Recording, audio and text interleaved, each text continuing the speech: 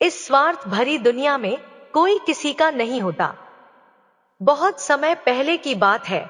वंसतगढ़ नामक एक राज्य में राजा सोमदेव का शासन था। राजा सोमदेव ने अपनी प्रजा को अपने पुत्र के समान मानते थे। वे किसी प्रजा का दुख नहीं देख सकते थे। प्रजा उनके इस प्रकार की शासन से बेहद खुश थे और खुश होकर राजा की जय जयकार करते थे। राजा की एक नहीं बल्कि चार चार रानियां थी। सभी रानियां एक से बढ़कर एक अत्यंत सुंदर और सर्वगुण संपन्न थी, लेकिन भाग्य से किसी के भी कोई संतान नहीं थे। इस कारण वे सभी रानियां हमेशा दुखी रहती थी। एक समय बसंत ऋतु का था। बसंत ऋतु के कारण चारों ओर केवल खुशबूदार और सुंदर फूल दिखने लगा।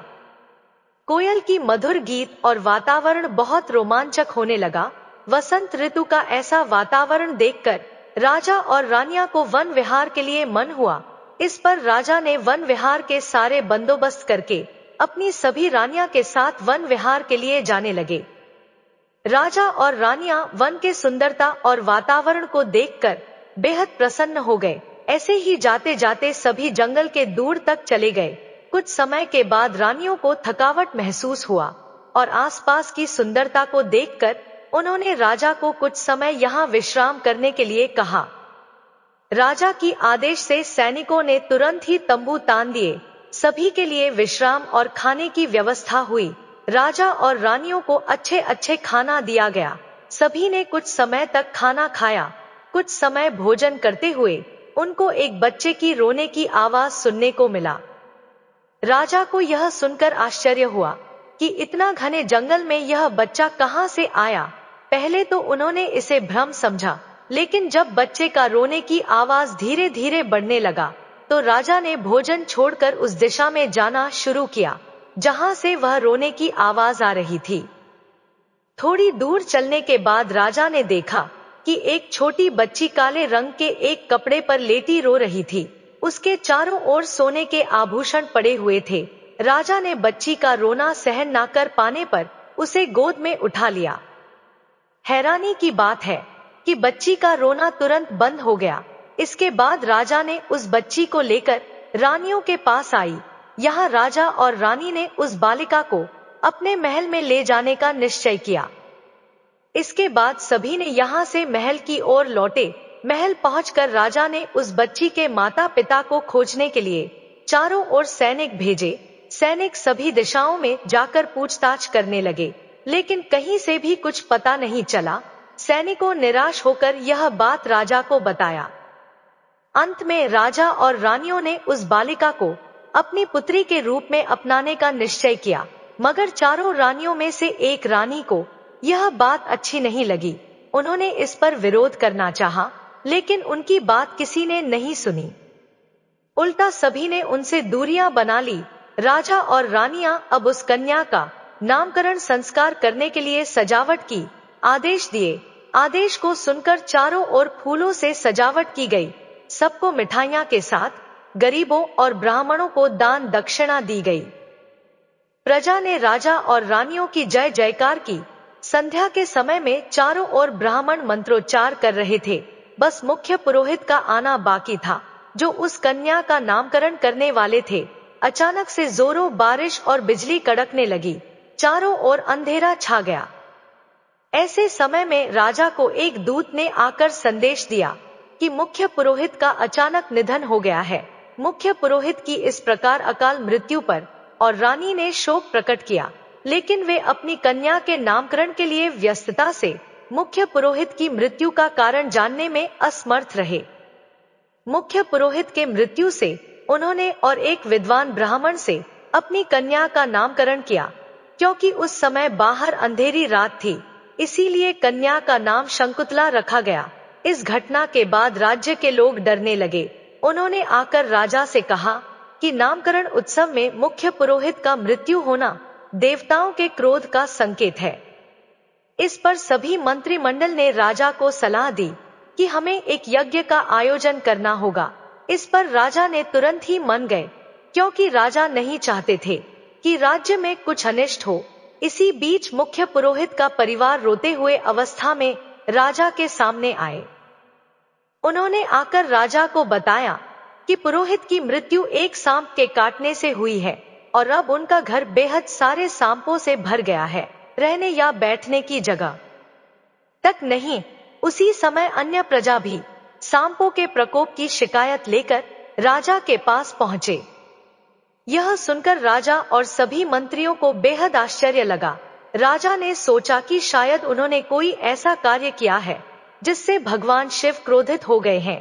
उन्होंने अब भगवान शिव का अभिषेक कराने का और अपनी भूल के लिए माफी मांगने का निश्चय किया। अगले ही दिन शंकुतला को नापसंद करने वाली रानी ने बिना कुछ कहे महल छोड़कर चली गई। उन्हें बहुत खोजा गया लेकिन उनका कोई पता नहीं चला। रानी के इस तरह अचानक चले जाने पर राजा और प्रजा सभी हैरान रह गए और सांपों के प्रकोप से छुटकारा पाने के लिए राजा और सभी प्रजा मिलकर भगवान शिव का अभिषेक किया, जिसके चलते हुए राज्य पर सांपों का संकट धीरे धीरे करके टल गया। इस बीच बहुत साल बीत गया।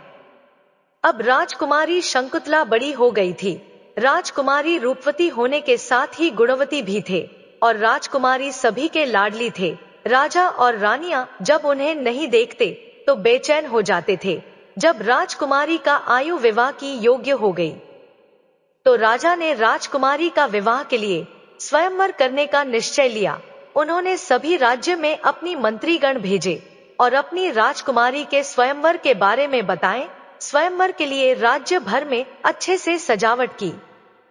स्वयंवर का भवन को अच्छे खुशबूदार फूलों से भव्य तरीके से सजाया गया। स्वयंवर का दिन था। सुबह सुबह राजकुमारी शंकुतला अपनी सखियों के साथ तालाब में स्नान करने गई। सखियों के साथ स्नान करने के दौरान अचानक यहाँ एक चमत्कार हुआ। उनके पास एक सांप आया जिसके सिर पर एक चमकती हुई मणि थी। सांप ने आते ही राजकुमारी को डस लिया और राजकुमारी सांप के डसने से बेहोश हो गई। दासियों ने यह देखकर डर के मारे राजा को बुलाया। राजा सैनिकों, मंत्रियों और रानियों के साथ तुरंत वहां पहुंचे, लेकिन राजकुमारी का कहीं पता तक नहीं चला। यहाँ उनके कदमों के निशान तक नहीं मिले। राजा ने घोषणा की कि जो कोई भी राजकुमारी को ढूंढ कर लाएगा उससे राजकुमारी का विवाह कर दिया जाएगा। राजकुमारी से विवाह करने के उद्देश्य से कई लोग उसे खोजने गए, लेकिन कोई भी वापस नहीं लौटा। इस तरह 2 सप्ताह बीत गए। स्वयंवर के लिए आए राजा और राजकुमार भी राजकुमारी को खोजने गए, परंतु वे भी वापस नहीं लौटे। यहाँ चंद्रभान नामक एक राजकुमार स्वयंवर में भाग लेने आया था। वह भी राजकुमारी को खोजने लगा, लेकिन उसमें एक समस्या थी। वह कभी भी राजकुमारी को देखा नहीं था।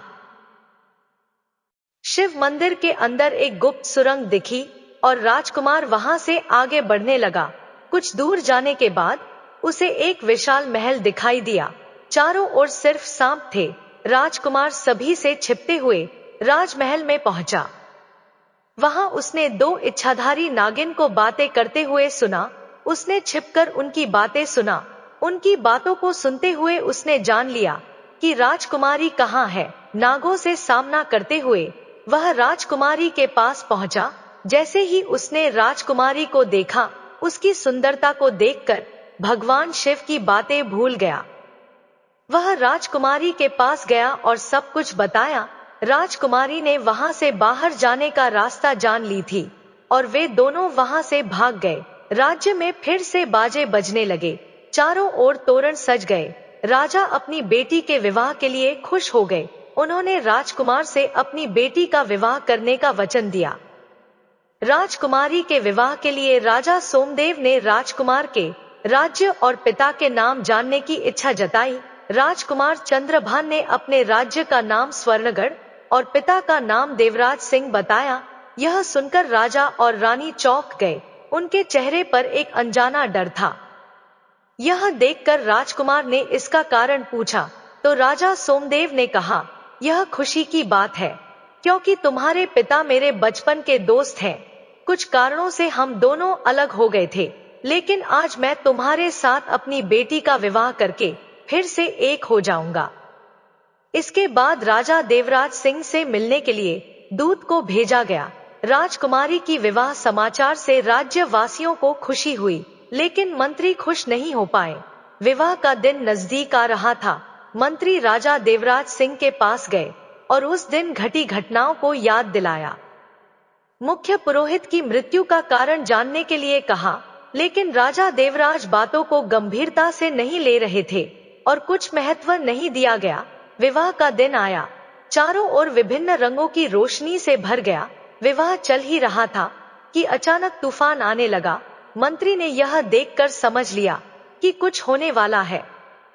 वह वहां से भागने लगे। धीरे धीरे सभी उस स्थान को छोड़कर चले गए।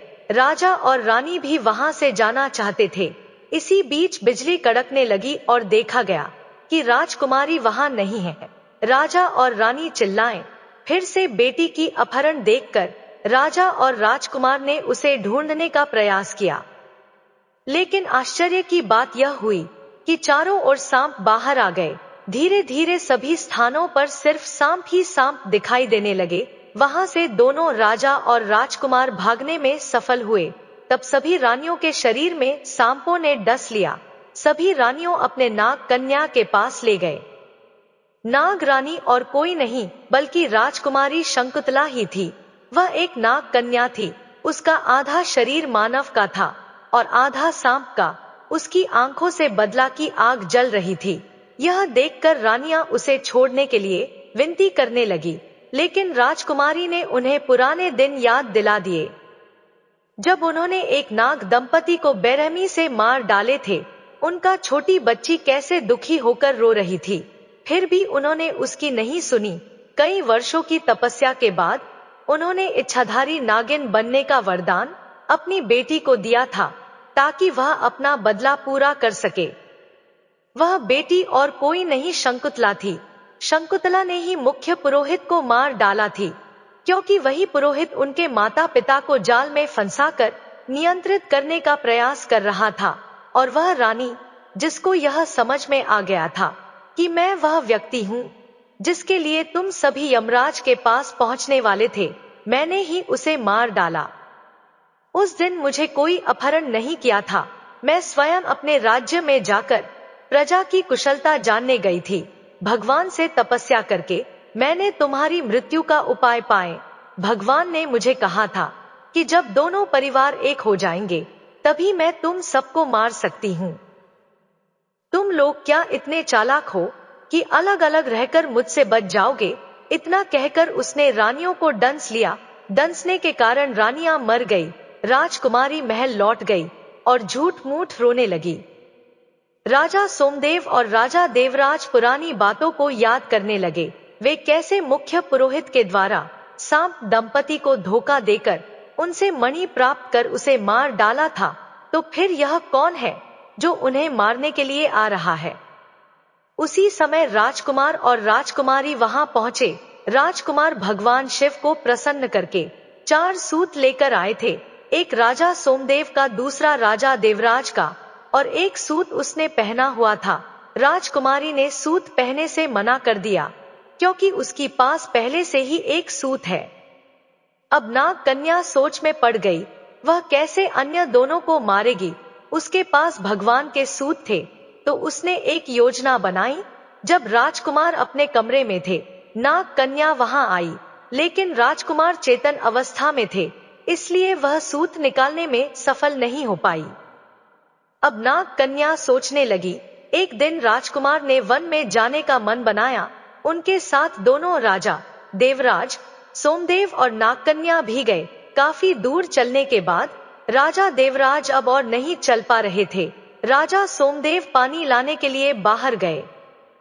राजकुमार और राजा देवराज एक पेड़ के नीचे बैठ गए। कुछ दूर जाने के बाद राजा सोमदेव एक तालाब के पास पहुंचे। जैसे ही उन्होंने पानी लाने के लिए नीचे झुका, उनका सूत तालाब में गिर गया। इस समय पानी के अंदर एक नाग कन्या प्रकट हुई।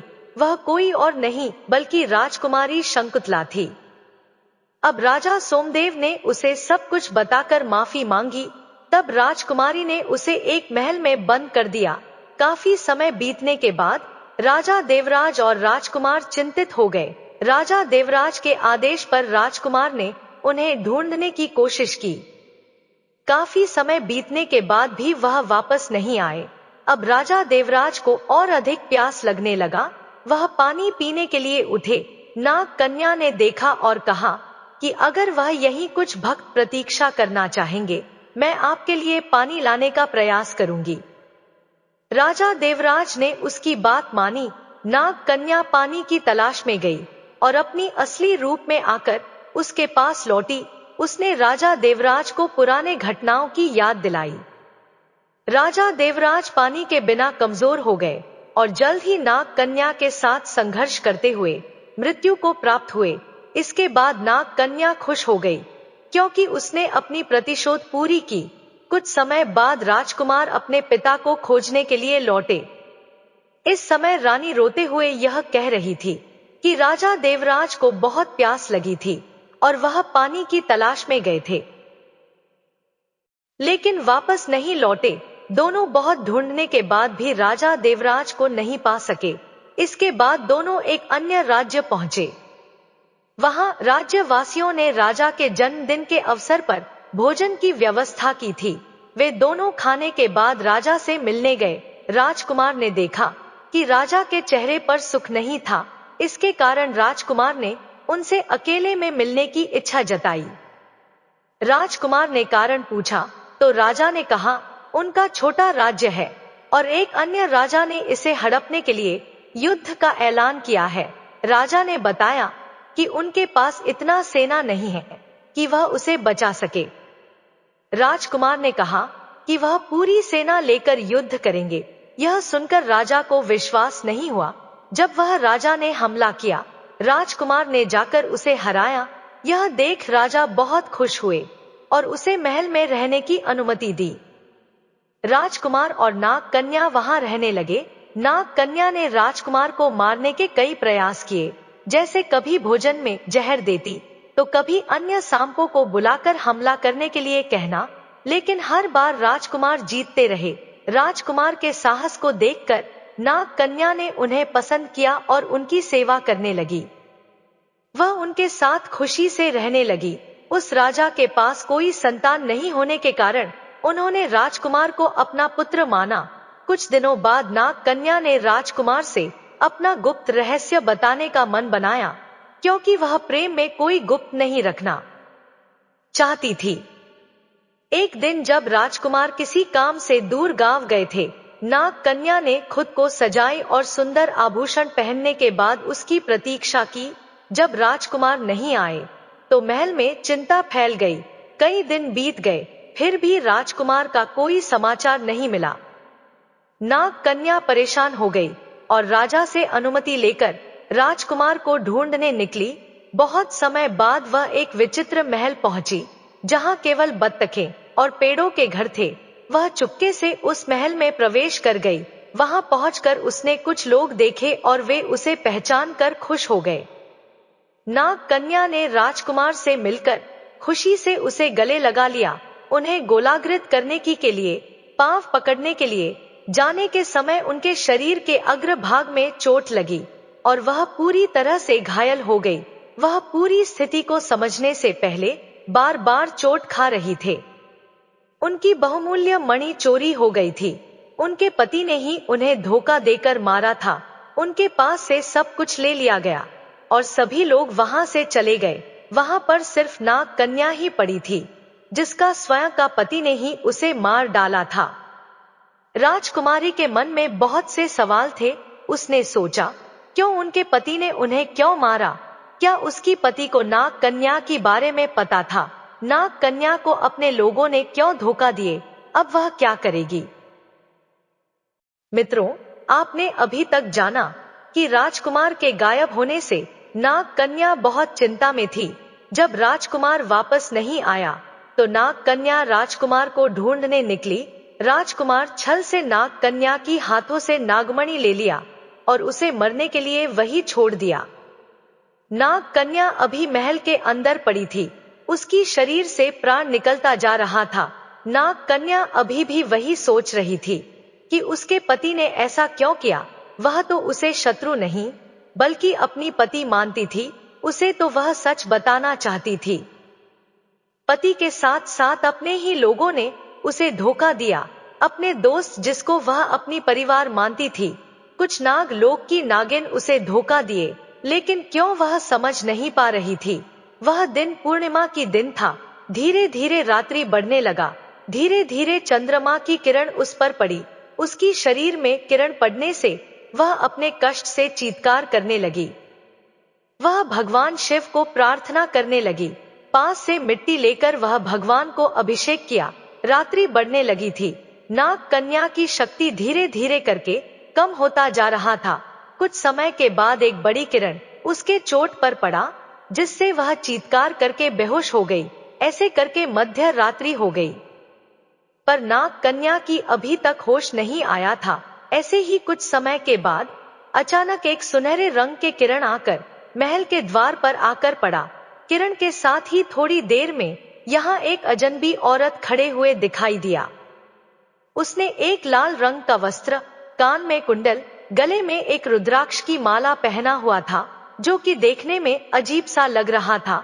इसके बाद उसने हाथ में लिए हुए कमंडल से पानी और बेलपत्र को लेकर कुछ मंत्र बोलकर नाग कन्या के ऊपर छिड़क दिया।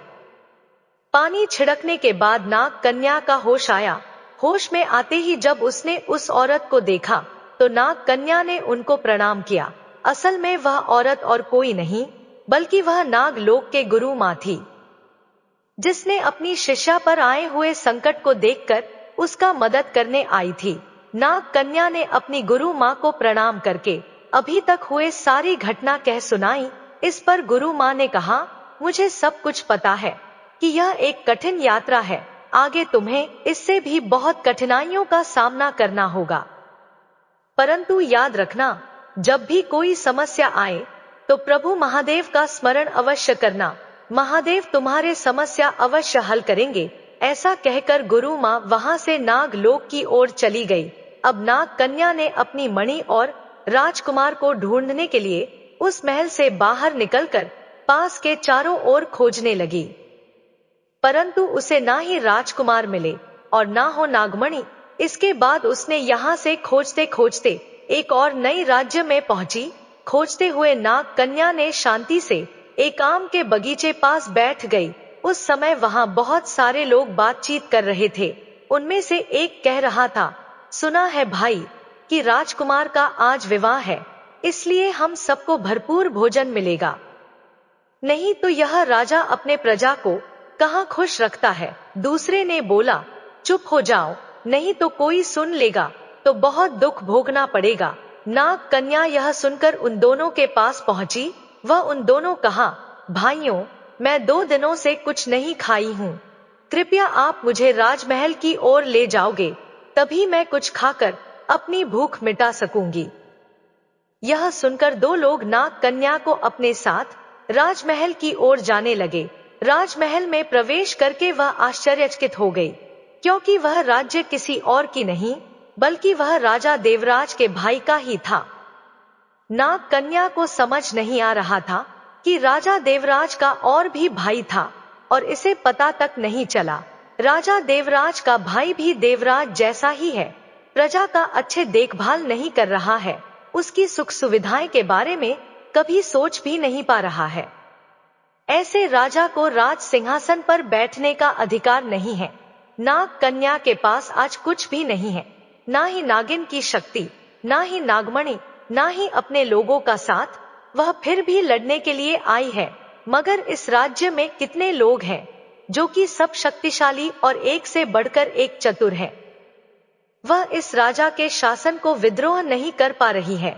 राजा का एक पुत्र भी है जिसका आज विवाह होने वाला है, वह भी अवश्य अपने पिता जैसे ही होगा।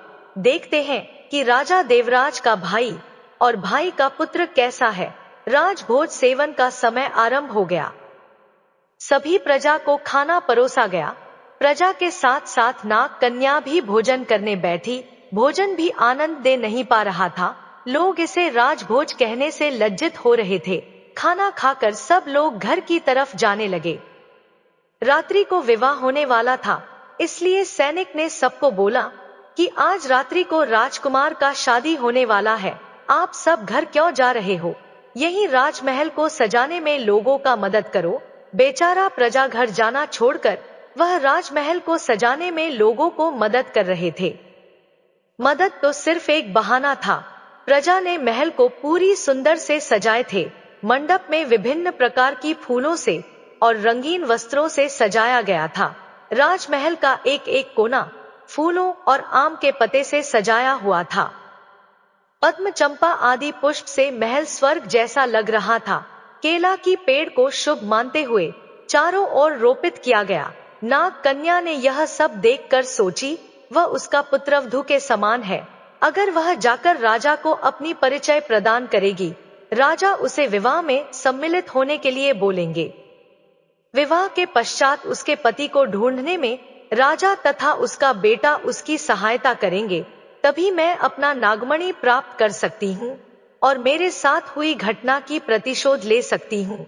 यह सोचकर वह एक सैनिक से पूछी, श्रीमान, क्या आपको यह पता है कि राजा अभी कहाँ मिलेंगे? सैनिक ने उत्तर दिया, जी मुझे पता है राजा अब कहाँ है, मगर राजा का आदेश है, किसी को भी उस स्थान पर जाने को अनुमति नहीं है। नाग कन्या कहा कि राजा अभी किस स्थान पर है, जो कि किसी को भी वहां जाने का अनुमति नहीं है। उनको तो अभी राजमहल में रहना है, क्योंकि उनके पुत्र का आज विवाह होने वाला है। नाग कन्या यह सुनकर वहां से चली गई। फिर कुछ देर के बाद एक अन्य सैनिक से पूछी, आज इतनी बड़ी विवाह का दिन है, क्या महाराज का भाई और उनके पुत्र को नहीं बुलाया गया है? यह सुनकर सैनिक नाग कन्या को आश्चर्य से देखा। सैनिक ने कहा, महाराज तो अपने पिता का इकलौता बेटा है, महाराज का कोई भाई या बहन नहीं है। महाराज विधियां पूर्ण करके आते ही होंगे, इसलिए हमें कार्य को समाप्त करना होगा। यह सुनकर नाग कन्या हैरान हो गई। अगर राजा देवराज का कोई भाई या बहन नहीं थे, तो यह कौन है जो अभी राजा के पद पर है? क्योंकि उस दिन राजा देवराज को वह अपनी आंखों के सामने मृत्यु को प्राप्त करते हुए देखी, वह फिर से जिंदा कैसे हो गए? यह नहीं हो सकता, राजा देवराज जीवित नहीं हो सकते। राजा देवराज का तो एक ही पुत्र था, जो कि मेरा पति था। आज मेरी पति का विवाह है। नहीं नहीं, यह नहीं हो सकता, ऐसे भी हो सकता है। राजा देवराज के मृत्यु के बाद कोई और एक राज्य का राजा इस देश पर आक्रमण कर दिया है और देश में आकर रहता है। जरूर ऐसा ही कुछ है। अगर ऐसा है तो अवश्य मुझे इस नए राजा से मिलना होगा। राजा के साथ मिलकर मैं अपनी प्रतिशोध पूर्ण कर पाऊंगी। यह सोचकर वह वहां से जाने लगी। सैनिक ने उसे रोकते हुए कहा, अभी कहाँ जा रहे हो? तुम एक दासी के साथ जाओ, होने वाली रानी की केश सजाने के लिए उन्हें पुष्प देना आवश्यक है। तुम जाकर उस दासी की मदद करो। यह सुनकर नाग कन्या ने सोचा, ठीक है, इस बहाने में नई रानी को देखकर आऊंगी। दासी को आगे चलने के लिए कहकर वह उसके पीछे पीछे चलने लगी। कुछ देर बाद वह एक बड़े कमरे में पहुंची। वह कमरे के अंदर जा रही थी कि वह रानी की दासियों को देखा, जो कि उसे पहले से ही जानते थे। वह वहां से भागते हुए दूसरे कमरे में आई। अगर वे उसे देख लेती तो उसकी असली रूप सामने आ जाती। वह भागते हुए महल के बाहर आ गई। उसे अब राजा से मिलना था। यह सोचकर वह जंगल की तरफ जाने लगी। जंगल के अंदर वे चलते चलते एक गुफा में प्रवेश किया। गुफा के अंदर से मंत्रों की शब्द आ रही थी। नाग कन्या छुप छुप कर अंदर प्रवेश किया और जोकर देखा तो वे आश्चर्यचकित हो गई। अंदर और कोई नहीं बल्कि राजा देवराज ही था। राजा देवराज को देखकर नाग कन्या की पैर के नीचे से जमीन चली गई। वह सोचने लगी, ऐसा कैसे हो सकता है? मैंने तो उसे अपनी हाथों से मारा था, यह कैसे जीवित हो सकता है? और फिर यह पूजा क्यों कर रहा है? उसने थोड़ी ध्यान से सुनने को कोशिश की। इससे पता चला कि यह पूजा उसको वश में करने के लिए किया जा रहा है। इसके बाद नाग कन्या कुछ और समझ पाती, लेकिन उसके ऊपर मंत्र के प्रभाव दिखना शुरू हो गया। धीरे धीरे करके उसने अपनी सुबुद्धि खो बैठी और राजा देवराज के कहने पर वह एक कांच की शीशे के अंदर चली गई। इसके बाद देवराज ने नाग कन्या को उस कांच के शीशे के माध्यम से बंदी बना लिया बंदी बनाकर राजा देवराज ने नाग कन्या को उस शीशे के साथ राजमहल की ओर लौटा। आते समय राजा ने पूजा किए हुए एक सूट सुरक्षा के लिए पहन लिया। इसके बाद राजा ने महल पहुंचा और बंदी की गई नाग कन्या को महल के एक कोने में रखकर अपने पुत्र के विवाह कार्य में व्यस्त रहा। इधर बंधी हुई नाग कन्या अपने सामने राजकुमार की शादी की तैयारियां देख रही थी। लेकिन जब उसने देखा कि शादी किसी और का नहीं बल्कि उसका पति का है, तो वह हैरान रह गई। नाग कन्या कुछ नहीं कर पा रही थी क्योंकि वह बंदी था और उसके पास अब कोई शक्ति भी नहीं थी। कुछ समय के बाद भाग्य से पास में जाते हुए एक दासी ने गलती से उस शीशे से टकरा गई, जिसके कारण वह शीशा टूट गया। शीशा टूटते ही नाग कन्या राजा की बंदी से मुक्त हो गई। बंदी से मुक्त होते ही नाग कन्या ने अपनी प्रतिशोध लेने के लिए राजा देवराज को मारने का प्रयास किया। नाग कन्या की विकट रूप से पूरे राजमहल में सन्नाटा छा गया। सब डर के मारे अपनी रक्षा के लिए महल से बाहर भागने लगे। वहां नाग कन्या ने राजा को मारने के लिए जितनी प्रयास कर रही था, वह सब विफल होता जा रहा था। जितनी बार उसे डंसने की कोशिश करती, तब उसे कोई अदृश्य शक्ति रोक लेता था। बहुत जल्द उसे पता चला कि राजा के पास जो सूत है, उसके कारण वह राजा को मार नहीं सकती। नाग कन्या के पास और कोई शक्ति नहीं थी, इसीलिए अब वह अपनी शक्ति बढ़ाने के लिए महादेव की पूजा करने हेतु वहां से चली गई। अब राजा देवराज को डर लगने लगा। उसने मन ही मन और ज्यादा सजग रहने का विचार कर रहा था। यहाँ नाग कन्या अपनी शक्ति वापस लेने के लिए बीहड़ जंगल की ओर चलती रही। कुछ घंटे चलने के बाद उसको एक अगम्य स्थान मिला, जहाँ हर कोई नहीं जा सकता था। नाग कन्या को यह पसंद आया और वहां उसने एक शिवलिंग बनाकर पूजा करने लगी। कुछ महीने की पूजा के बाद महादेव ने प्रसन्न होकर उसे उसकी शक्ति और आशीर्वाद दिए। आशीर्वाद देकर महादेव अंतर्ध्यान हो गए। महादेव की जाने के बाद नाग कन्या ने अपनी शक्ति को पाकर खुशी और प्रतिशोध के लिए राजा देवराज के राज्य की ओर चलना शुरू किया। रास्ते में उसे लगने लगा कि कुछ बात है जो मैं अभी तक नहीं जानती। यह सोचकर नाग कन्या ने एक दासी का रूप धारण करके राजमहल की ओर गई। वहां जाकर उसने राजा को किसी और से बात करते हुए देखा। इस पर नाग कन्या को संदेह हुआ कि यह क्या बात कर रहे हैं। उसने छिपकर बात सुनने को प्रयास किया। राजा देवराज को दूसरा आदमी कह रहा था कि कैसे उन्होंने राजकुमार को उस दिन कैद करके एक अंधेरी घर में छोड़ दिया और फिर नाग कन्या को बंदी करके उसके सामने ही नकली राजकुमार का शादी करवाया। इस पर राजा देवराज ने कहा कि सब तो ठीक है, लेकिन आगे क्या किया जाए, क्योंकि अब वह नाग कन्या हमारे वश में नहीं है। वह तो तुम्हारे वंशज है, उसको मारने के लिए कुछ और तरीका निकालो। जैसे ही नाग कन्या ने उनके बातों को सुनी, तो वह हक्का बक्का रह गई। उसे पता चल गया था कि वह असली राजकुमार नहीं था। इसके बाद नाग कन्या राजकुमार को बचाने के लिए उस अंधेरी घर की खोज में निकल गई। जब वह वहीं से बाहर जाने को एक कदम आगे की, उसकी कान में नागमणि की बातें आकर सुनाई दिया। वह वहीं कुछ देर रुककर राजा देवराज का पूरा बात सुनने लगी। राजा देवराज और उसकी साथियों ने नागमणि को किससे बेचना चाहते थे, यह सुनकर नाग कन्या आश्चर्यचकित हो गई। जिस नागमणि के लिए वो इतने कष्ट की, वो उसे किसी को बेचना चाहते हैं। लेकिन किससे? राजा देवराज बोल रहा था कि आज वे लोग नागमणि को खरीदने के लिए आएंगे।